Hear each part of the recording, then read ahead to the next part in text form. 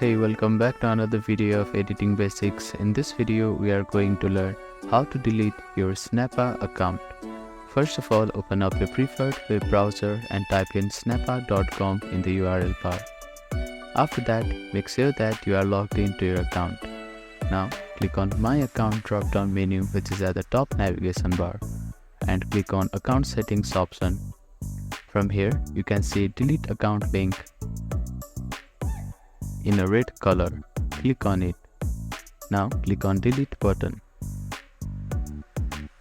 After that, click on Close. As you can see that the account has been deleted. So that is how you can delete your Snappa account. Thank you for watching this video. Please do not forget to like, share and subscribe to our channel, and comment down if you have any queries.